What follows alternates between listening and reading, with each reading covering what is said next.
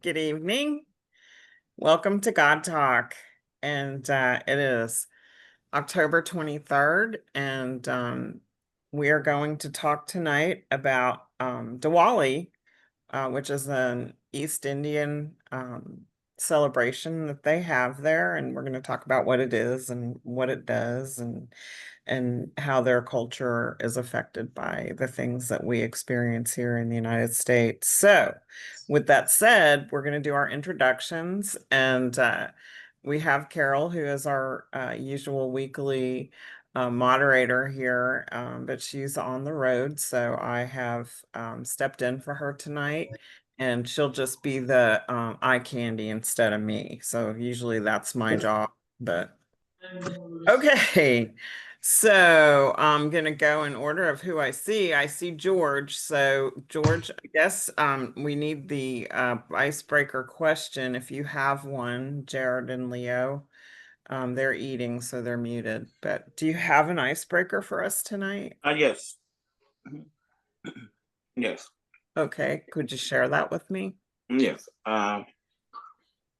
What was one either video game or board game that you dominated as a kid? Okay. Okay. What was a video or board game you dominated as a kid, George? And then give us an introduction. Okay, I'm George. Hey, everybody. And we didn't have video games back in my day, guys. So one of my favorites was, well, we played Monopoly, but one of my favorites was Mousetrap. Some of you know what Mousetrap is, I'm sure. 100%. Love that game. Shoot. All right. Okay.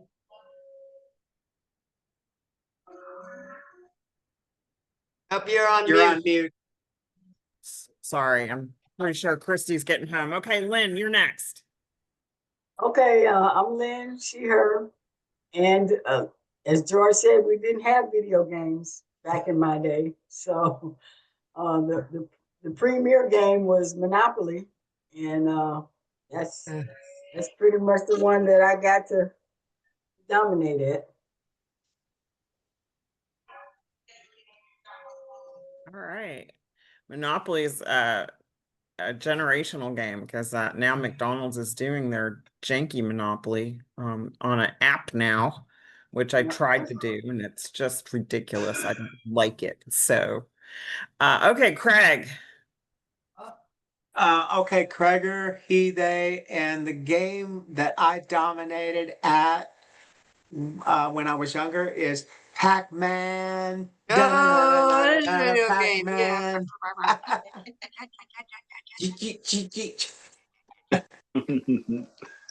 That's old school. Now they have the Pac-Man that you could sit and it's like a flat top instead of the console that's standing up, but I like that one. Jared and Leo, would you share with us? Hi, everybody. My name is Leo, pronouns he, him. And one of the video games that first came out, I guess, when I got to the States was Mario Brothers. So Yep. I used to love playing that video game as a kid. And here's my husband. Hi. Introduction. Hi, Carol. What's the question? Oh. What was video?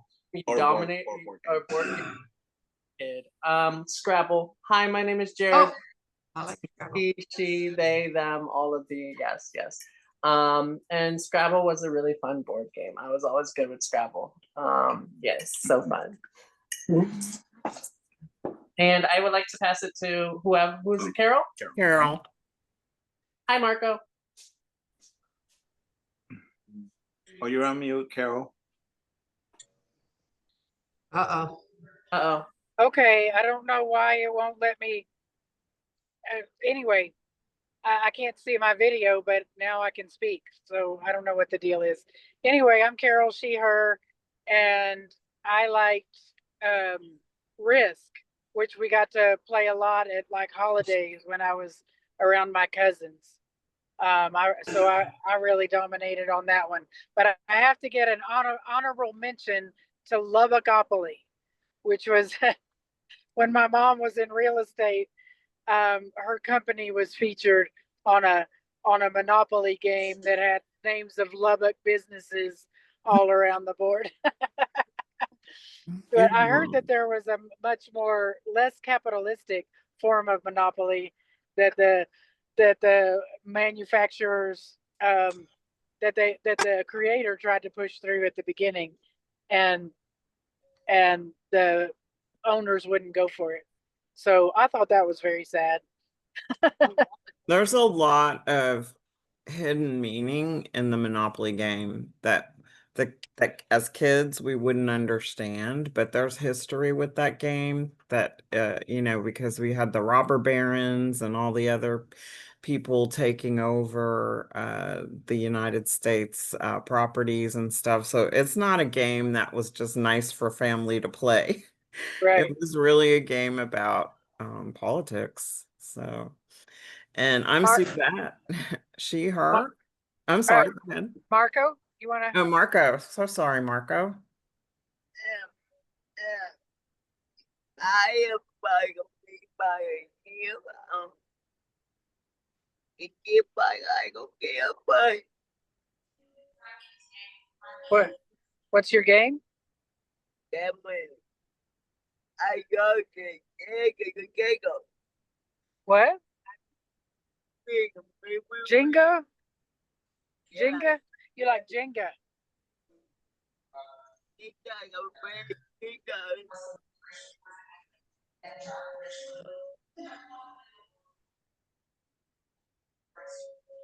Is okay. So Marco likes Jenga. That's a fun game. Yep. Cash can stack blocks 7 or 8 high. He's going to be a good Jenga player when he gets older. So, okay. Anybody else before I close out the introductions? I'm Suzette, she, her. And I was trying to think back at, you know, the time that you maybe would start playing games between 6, 7, and 8, that age. And I was a mean Go Fish player. You know, that little card game that's Go Fish? I would still, I'm pretty sure I'd dominate today if I were to play it. So, okay. Well, to continue along the same thought process that we've been having, I was thinking this past week was Diwali, and I mentioned it on the last God Talk, and I have a team that's virtual, and my team is based in India. And so at first it was it I'm gonna say this is awful on my part, but you know, I didn't want people to know I had hired out people from another country because it was seen as not okay. You know, taking American jobs or whatever else they were thinking.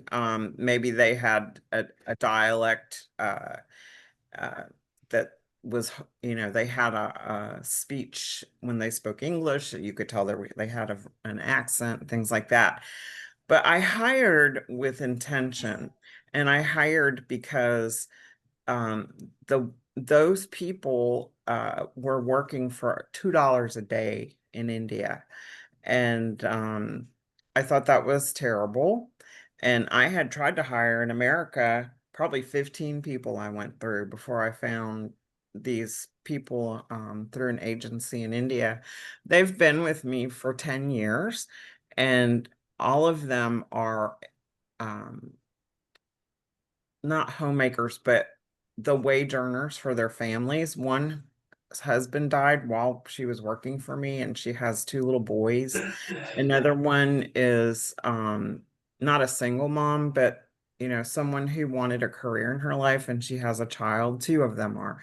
So I gave them a living wage, and I gave them the opportunity to build more than what they would have there. So I didn't do it to make myself feel better. I did it because I thought it was the right thing, and it has worked out wonderfully.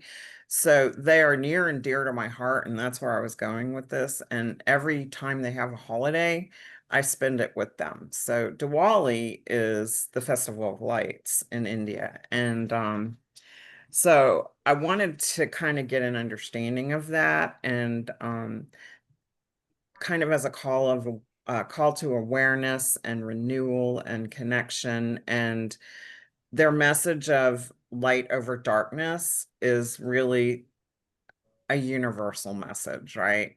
It doesn't matter what language we're speaking, or what our nationality is, where we live, the color of our skin. That is, light over darkness is a universal concept. So Diwali, it's spelled Diwali, Diwali, or they say Deepavali. So Diwali is what you'll hear when someone says it. It's a row of lights, and it's celebrated primarily by Hindus, Jains, Sikhs, and some Buddhists. And it symbolizes the triumph of light over darkness, wisdom over ignorance, good over evil. And across India and the diaspora, families light clay diyas. They decorate their homes with color. They exchange sweets. They call them sweets, but they look amazing. I get to see pictures of them. And then they offer prayers for prosperity and peace. So how universal is that? So for Hindus, it commemorates Lord Rama's return after his victory over evil.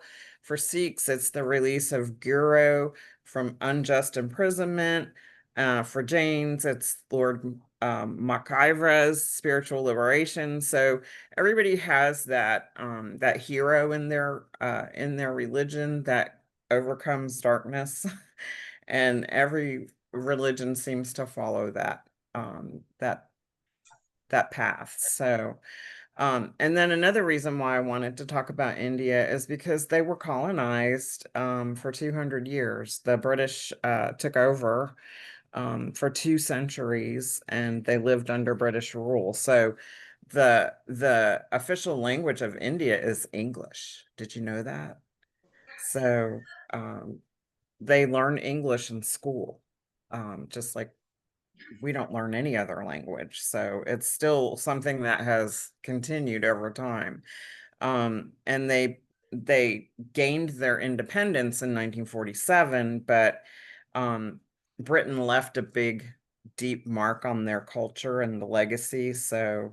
Um, so we talk about colonization, and the reason for their colonization was because they had resources, they had minerals, they had spices, they had things that the rest of the world wanted. So Britain just went in and set up shop and decided that they were going to take over, and they did. So it aligns with the same kind of history that we had in the United States with us importing labor, except the British just went there.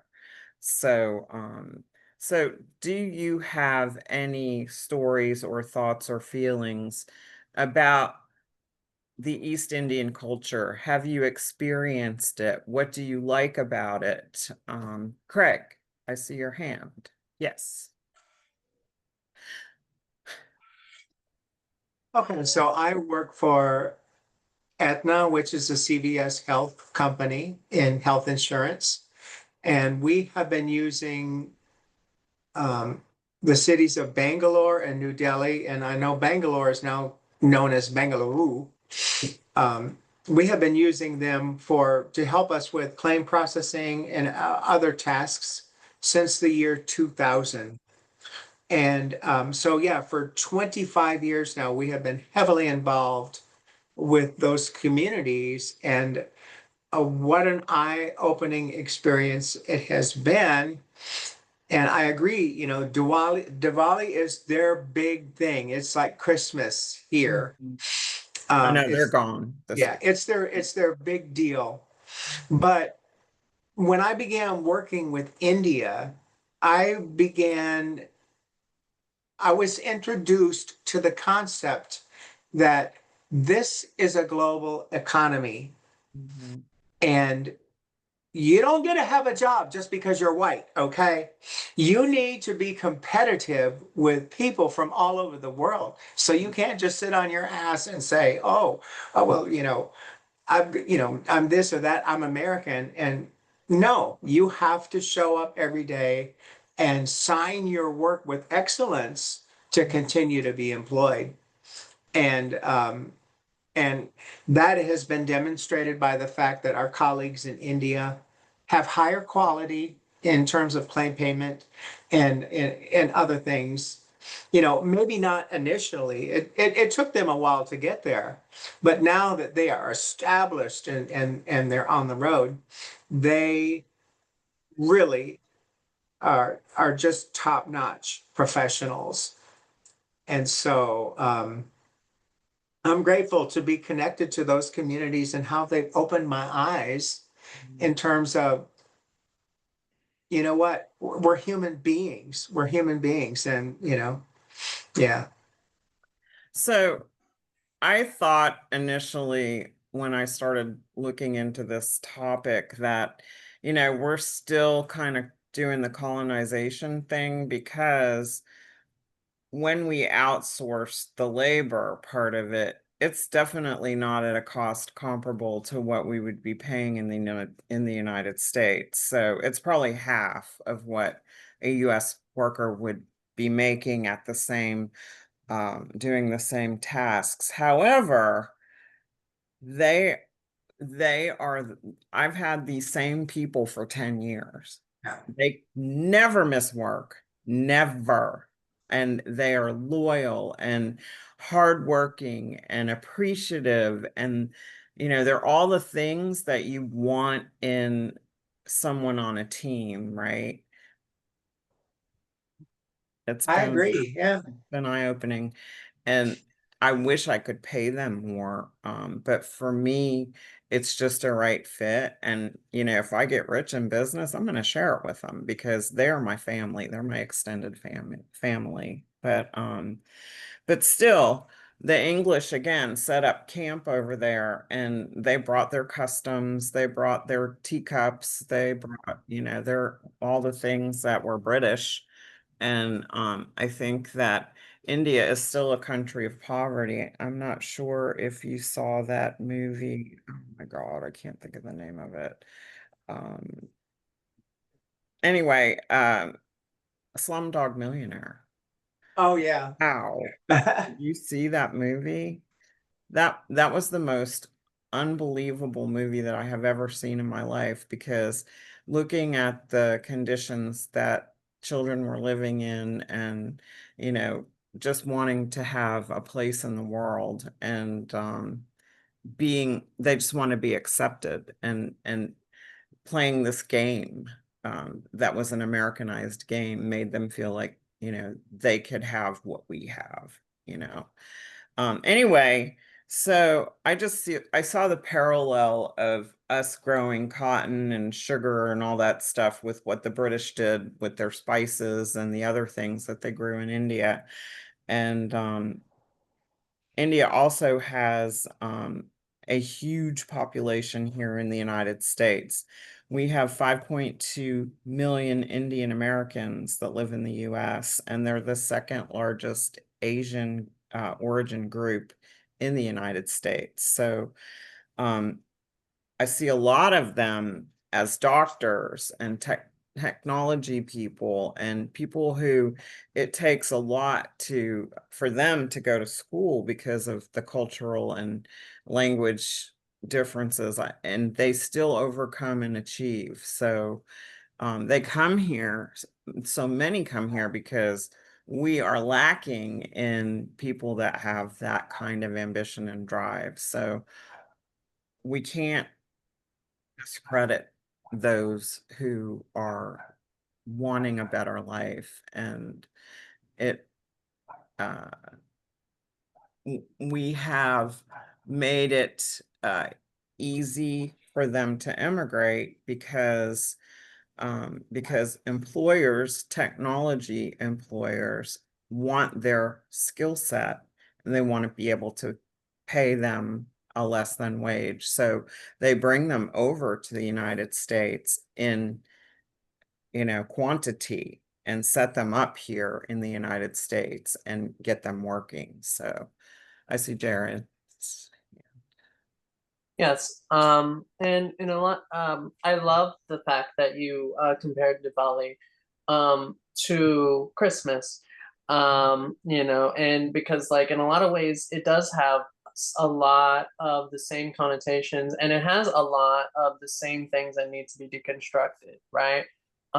Because like for like in like I don't know like how like up to date y'all are, but like in the like system, right, the theology, the that became like their social structure, right, through the Vedas, right, they have this sort of how would you say hierarchy, right, that didn't used to be a hierarchy.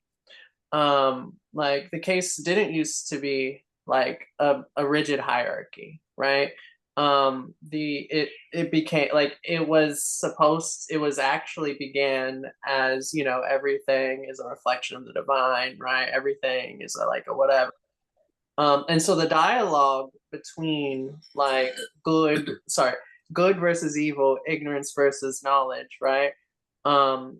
What like really brought a lot of these perfectionistic, Arianistic, right, like ideologies into the space, and like in a lot of ways that brought a lot of the staples that we recognize as white culture, right, into their culture, right, because like with the like what you're describing, all the things that you're describing, where it's like, oh, they're a great worker, right, oh, they're like they work the hardest, right, like, oh, like they do all the things that they can, they're the primary breadwinner, right, and they're doctors, they're lawyers, they're all these different things, right, it's still the same for the entire Asian community, right, like I say that as a Pinoy person, right, that also experienced colonization,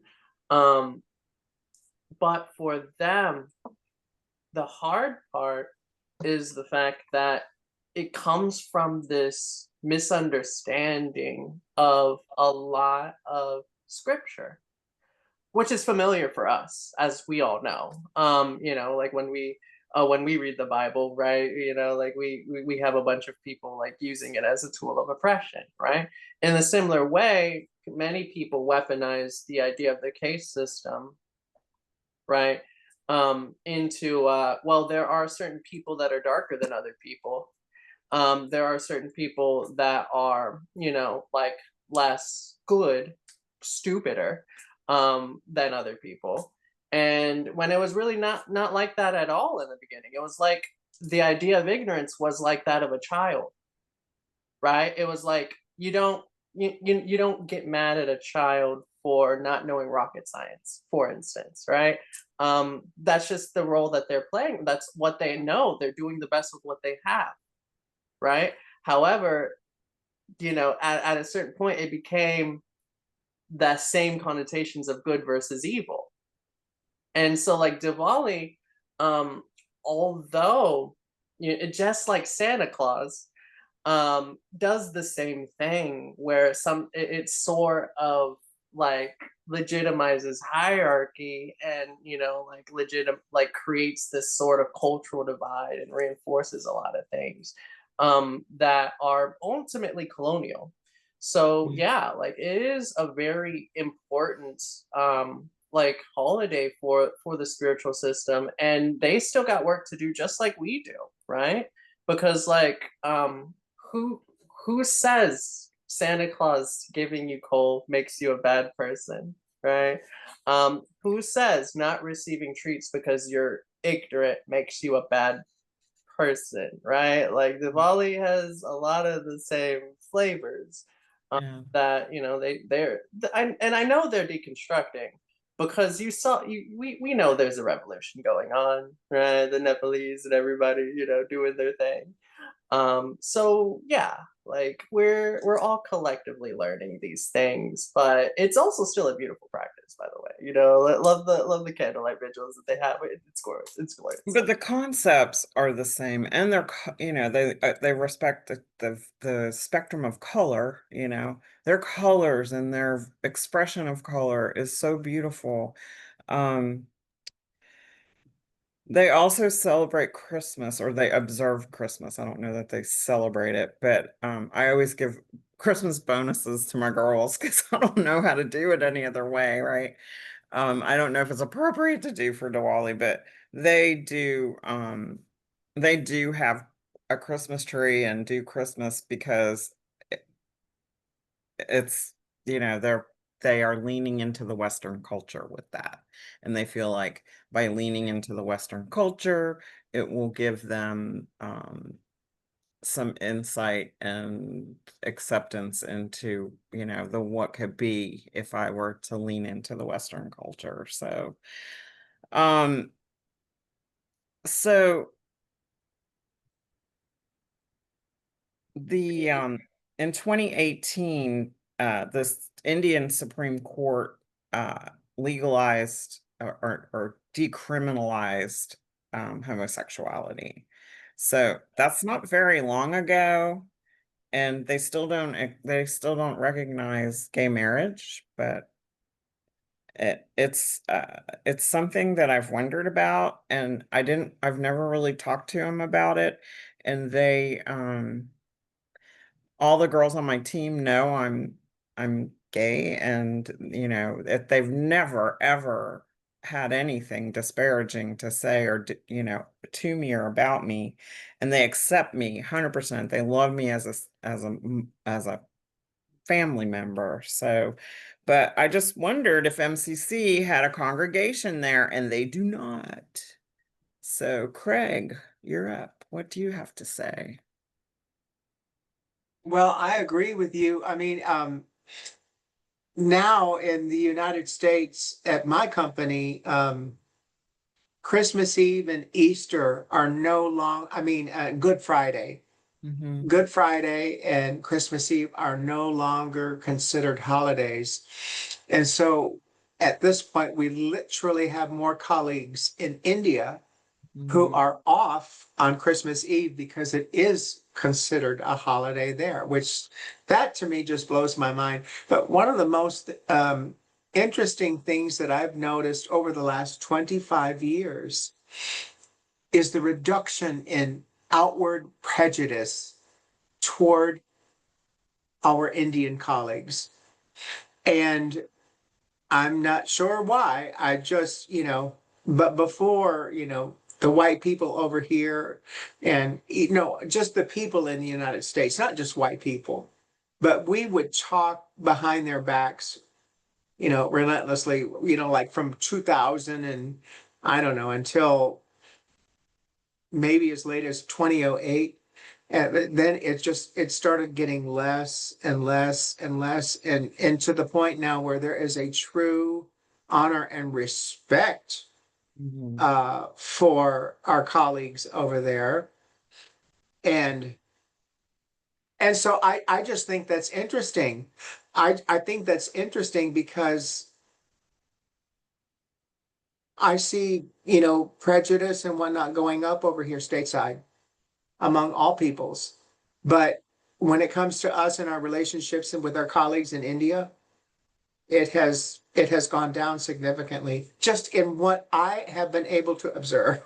But when we talk about brown people, I never think about the India population or those in India, and they're a huge part of our population. I always think about the other brown populations, you know, Yeah. and I don't really consciously put that into my mind, but I bet they do feel like disconnected, and like, how come we don't, as a denomination, have any offering for them? So, Jared and Leo. Um, on the topic of discrimination for the Indian community, I kind of want to make sure that we're all aware. Um, uh, the level of discrimination that the Indian community has experienced, and it's in a unique way, depends solely upon their religion, right? Mm. Because the Indian community has the third largest population of Muslims, right? In the world. The world. And so, you know, we have like this sort of brown, you know, like colorism that only really sort of circumstantially applies, right? Whenever you're talking about like the Indian community. And so like we have to be like very, very mindful of that as well, because I mean, like there are many brown people that experience Islamophobia to this day, especially in New York, where with this election going on, right? Where everything's at an all-time high. And you know, like and actually I think that the rates of like oppression for the like Muslim community have pretty consistently increased, in spite of the fact that the Indian community's oppression has like decreased. And so like the intersectionality of that kind of makes it to where it's like, well, it really depends upon whether or not you're able to check the boxes, right? So because like either way, brown people are getting screwed for not dancing, right? Like for not playing those games and not jumping through those hoops, and you know, like, and not like masking and code switching, and you know, like you like really not embodying their whole self. Because like in a lot of ways too, there's a lot of discrimination still like lurking beneath the surface for even the non-Muslim Indian community. That happens usually when they have an accent. Usually whenever they like are able to, even if they're super duper smart, they have all the super duper credentials, right? A lot of their success rates depends upon their rates of colonization and how well they're able to do what I'm doing right now, right? Just verbalize these things in ways that reflect the Americanized vernacular, the English vernacular if they're in Europe, right? I have to make a quick comment because this just popped into my head, and then I'll come to Craig. So I was at a networking meeting last Friday, and it was all white women and an Indian woman. And it was her first time at this networking meeting. And her name was Tajani, and it was Tejasaneh or something like that. But they said it wrong 100 times. Like, I was like, don't say it if you can't say it right. She's pronounced it a number of times. It wasn't that hard to pronounce, but if I were her, I would never come back to that meeting ever, just because of that. Like, and the organizational founder was on the call, and she invited her to the meeting, so she didn't even know how to pronounce her name. I think that was just a bad call on their part. So sorry, Craig, I have to just feel horrible now. No, no worries. I was just curious about our other panelists tonight, mainly Leo and George and Lynn and Mona, if they have specific experiences, you know, with the Indian culture. And if not, you and I have, Suzette, because of our work. And if, you know, and now I have neighbors, like I have Jill next door, and then next door to Jill is Satya and Seema. And so, yeah, now I'm connected, at least, you know, in the neighborhood. So I would have some connection, even if I didn't have a work connection. So I was just interested to see what our other panelists have in terms of connection with that community. Jared or Leo? Yes, I work for the International department for Science Bank. It's a sister company for Amagi Bank. And our department is very multicultural. Like we have Asian people, we have people from Singapore, Colombia, Venezuela, Mexico, where else? I forgot all the countries, but also from India. We have two guys from India, and they are Muslim, and I mean they're great. They're great. Like we share and we share a prayer room, right? Normally when I'm praying, and I try to pray like early in the morning, because they have a set schedule when they pray. I'm ignorant on their schedule, and I try not to be there like between like 1 and 2, because I think that's when they pray. And one time I was there and they were getting ready to pray, and no, they were nice. They're like, no, you can stay, you can stay in the prayer room. But it's interesting that they're very committed to their religion. Yeah. Mm-hmm. Lynn. So in 1976, my first real job in Houston, my second supervisor was Indian. His name was Bimal Chopra. And he used to get a lot of grief because having the normal Texas accent that these accountants and executives had, all white guys and white gals, by the way, they called him BMO, as in BMO, B-E-E-M-L. And he would try to correct them and say, my name is Bimal Chopra. And, I had a family and everything. And it was what I remember most in those years that we worked together from 76 to 88 when that company went out of business. Because he often seemed misunderstood. He did have an accent. And sometimes when he would be talking, it was like they just couldn't understand. And I remember thinking, I understand him, pretty well if you just listen, but it was like they were thrown off with this whole accent thing, period.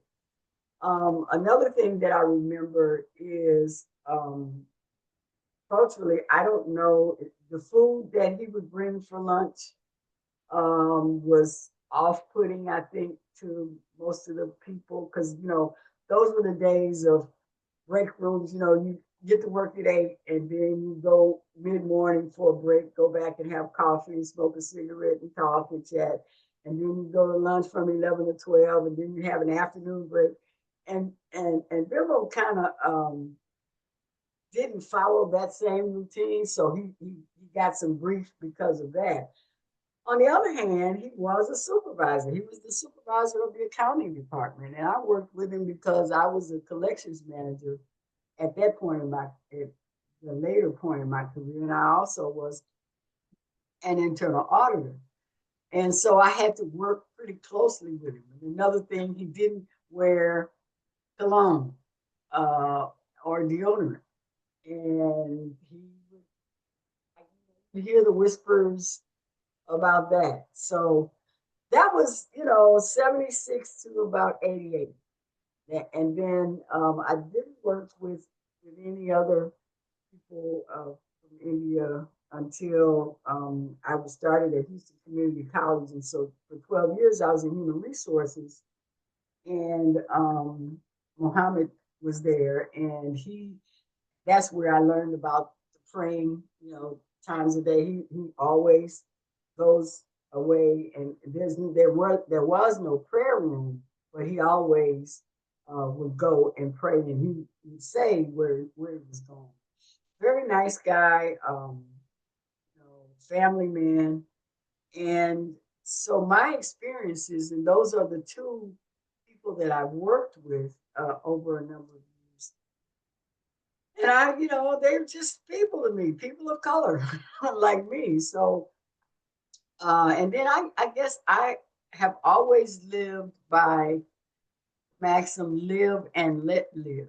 So I was just an observer in how other people reacted to or treated them.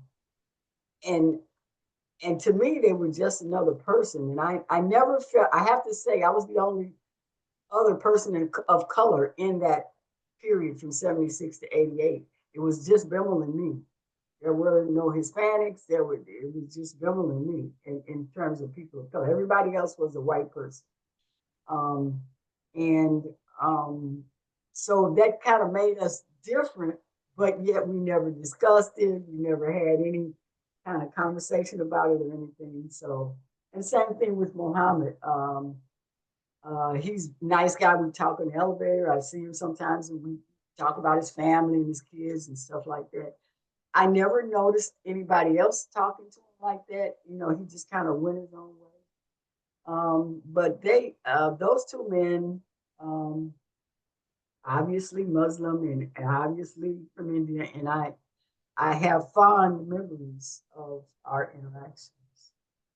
But just think of how much harder their lives were than ours. Absolutely. Just because they were from somewhere else. And I have huge respect because I don't know that I, as a person, it doesn't matter what color I am, could leave an environment and go pray. Make it known to the people I work with that I needed to go pray. I mean, perhaps now I could do it, but not until now. It wouldn't have been something that I could have done. And no one ever taught me that I could be that person that says, I have to go pray, or it's my time to pray, or it's time God needs me to pray. So that's so interesting to me. And so, it just says so much about who they are as people. So willfully following what they believe in their hearts. So I think that's really an important thing to recognize about them as people. So It was really something that stood out. I mean, it's all these years later. I still remember their names and I remember their faces, and they actually made an impression upon me in how they carried themselves in the world. yeah. How they presented themselves in the world. They were true to themselves. Yeah. So Craig. So I was thinking about who of Indian culture is a member of our MCC right now, and I was running, down my memory of the videos when people wave at the camera and say hi, and I'm not really getting anybody. But for those who have been like George and Mona and Suzette, certainly remember Shiv Duran. Mm-hmm. Shiv Duran was our director of operations for a number of years. Yeah, I love Shiv. Shiv was Jesus Christ on the earth, hands and feet of Jesus, like nobody's business. I mean, and he had such an influence on Paul and myself that, we had Shiv take us down to the southwest side of Houston, and he helped us pick out these outfits for our wedding day. Oh my gosh, I remember that. I love Because that. we didn't want to get married just in tuxedo. And look, we were barefoot and we were standing inside the stone. We wanted it to be very like multicultural, like a multicultural experience for our guests. And thanks to Shiv, and so what was really full circle is that we wore these coats again at the 50. We wore those coats for the 50th anniversary of Uprising, because that's the day, you know, when big things is when you put on your fine and you go out in public. So, yeah, I wonder if and I'm like, I'm not there every Sunday, so I'm like, do we have anyone of Indian culture coming right now or no? Yeah. I don't Well, I'm know. doing a trip in 26 to India, so if anybody wants to go, let me know as soon as that happens. But so I think I was just thinking back about what what I was taught in school, and I remember learning about the caste system. I remember learning about um certain things, but it was more of the during the times of the British colonization. And I don't know what they're teaching our kids in school these days. Like if they're even getting exposed to those other cultures. I mean, it just feels like everything's kind of closing in again. And what I have noticed is I live in Fort Bend County, and we are one of the most diverse counties in the entire United States. And when I go to Costco in Fort Bend County, it is all Indian people, all Indian, Pakistani, all of them are, and I'm like one of the only white people in the store. And I think there's strength in numbers, and I think that we have to recognize that these people are in our midst, and they do congregate in communities because that's a safe space for them. But Fort Bend County is Asian, Asian, Asian, big time. um they have, Fort Bend County is also extremely wealthy relative to other counties in Texas. And yeah, so, yeah. Yeah. So I was like, yeah, would you? So you're, you're saying that as a white woman, you're an oddity in one of the wealthiest I am, counties in Texas. yeah, Okay. I just want to be clear about. I am an oddity when I go there. And I feel it, and so I think it, and then when I come home, I'm like, wow, that felt like I didn't feel like I belong there. In my mind. I don't speak it.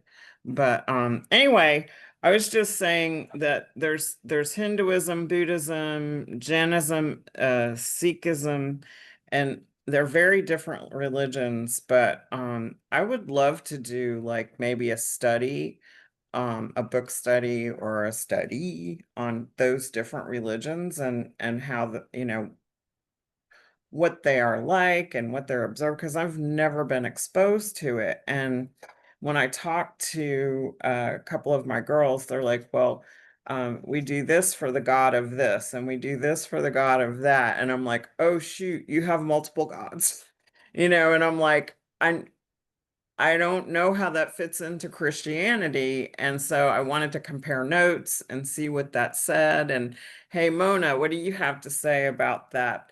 I know they're not all going to hell, and I know that. Uh, it's just I don't understand it. So I want to understand.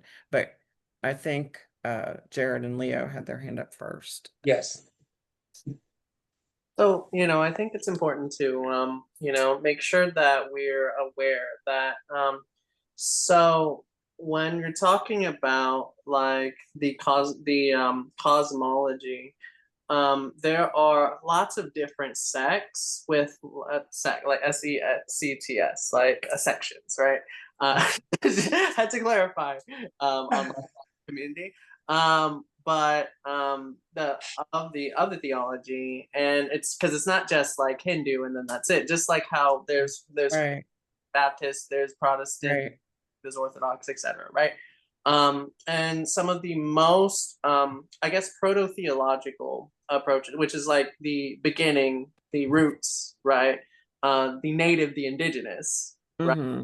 roots of the theology dictates that there's actually, it's all it like the idea of people, right, of like separation of like these different gods, right, is technically an illusion, but not in a way that's like bad. It's like a play, a game, right? Like it's like a masquerade, right? It's the same, it's like the same cosmic energy, right? But like different form, different body, different whatever, right? Like a game, like a drag queen, right? And so in a For lot, kings, you know, kings, we have kings in this well, world. for this, so like each god represents a different idea, right? But it's all the same, but they all connect to the same Godhead, right? And they posit often that the Godhead is us, right? It's within each and every one of us, right? And so in a lot of ways, actually, modern Christianity draws its roots from classic, you know, like Hindu theology. In fact, you can even trace the Judeo-Christian faith, sorry, the Jewish community, right, and their actual like travels and the actual anthropology, right, back to the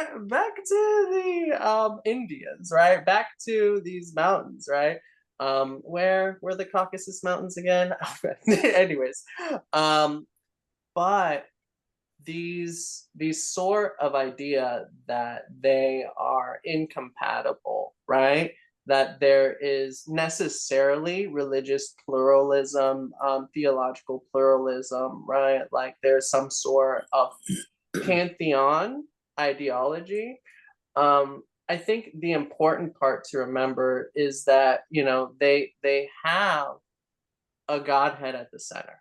Yeah. Yeah, it's like the Mexicas Yeah. in Mexico. We have like the creator. The creator is God, right?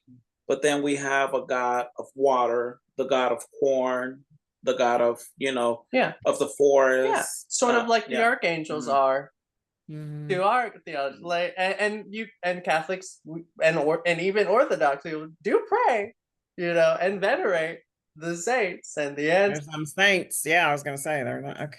yeah, and so there's a lot that we bootlegged from them because they do have the older theology, actually. Jared, I heard you mention earlier, Jared, that you were aware of, you know, a good amount of the Muslim community in India. What do you know about the Buddhist community? Is there a Buddhist community in India, or is that even a thing? It says Buddhism. Yes. And in a lot of ways, for instance, because you know, Hinduism and Buddhism is two different things, right? Like it's just, well, kind of in the similar which you can trace a lot of like classic mystical Christianity to like some of these ideologies, right? You can also trace directly and not even directly Buddha, right? Buddhist faith from his reaction to the degeneration of Hindu mysticism into Hindu caste system, right? In fact, that was his whole thing, right? Like it was a response to like the ingrained caste ideology, right? Was like, hey, you know, like all these pluralistic gods that are oppressing and that are you know, like creating all these silly hierarchies because, you know, colonization and stuff, right? Like you know, like all of these things, you can let it all go if you let go of all your attachments, right? And so in a lot of ways, the dialogue between like the Hindu theologies, right, and the Buddhist theologies, right, is a direct line. It's not like an indirect, like the connection is one literally was a reaction to the degeneration of the other. Because just like with Christianity, over time, all these messages got muddled because it was the Vedas were written down, and when things are written down, they are interpreted because there's no one there, there's no spiritual teacher there to give you the actual truth and explain and elaborate and help you to understand it. And so like their transition from verbal tradition to to literally a written tradition kind of created the degeneration, and really contributed to it, because without a teacher, it's just words on paper. Lost in translation. Yeah, just like Yes, a lot absolutely.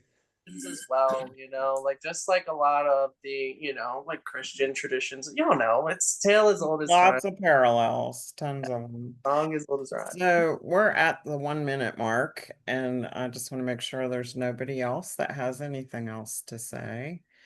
I just wanted us to talk about this because I never have in the context of this church, and I have an awareness of them as a colonized community of people that we as people in the United States need a better understanding of who they are and how they integrate with us, and that they too are probably, I'm not saying probably, I'm sure they feel marginalized. I'm sure they feel like they have to work harder to achieve. I'm sure they feel like they don't have the voice that some other people in this country have. So I think that we should, if we do see um, and recognize others in our church that maybe we are, you know, uh, finding them and maybe getting to know them on a more personal level, and just being more conscious. And I would challenge the MCC denomination to say, why aren't we there? So we're everywhere else. We're in Africa. We should be in that large side of the world. I know a lot of it's political, but we should be there. It's political everywhere. So there's this Indian prayer again that and I have the closing reflection, and you can pray us out, Craig, if you like after this, but I did say this last week, but I think it's really important that I say it again, because at Resurrection MCC, inclusion is an ongoing spiritual practice. Even as a community of love and justice, we know racism and discrimination can still live quietly among us. Some siblings carry multiple identities: queer, immigrant, brown, trans, and face unseen burdens. As Diwali reminds us, light triumphs when shared. May our light make every person feel seen, safe, and celebrated. Amen. And if you have anything else to pray with us, Sure. Craig, we would love that. Holy Spirit. So we are attempting to become the beloved community, and we need your help with that. But we get into these discussions like this evening, and we're simply trying to raise awareness, consciousness. We're trying to pull in all of the best things that you have to offer into our being, into our community, into our relationship with each other, because we know you got a lot going on, God. We know you got a lot going on. And when I asked the question last week, does God got it? That was an interesting conversation. But we pray to you because we're asking for the best that you have to offer and the most loving thing that you have to offer. And so we're grateful for these discussions, and we just want to take steps forward every day into becoming more and more of what you at your highest level of consciousness would have us to be. And we ask all of this in the sweet name of Jesus. Amen. Amen. Amen. God bless you all. I love you. I see you, and I will see you next week. We will see you Sunday. All right, sweetheart, I'll See be you there. tomorrow, Jared and Leo. Bye-bye. As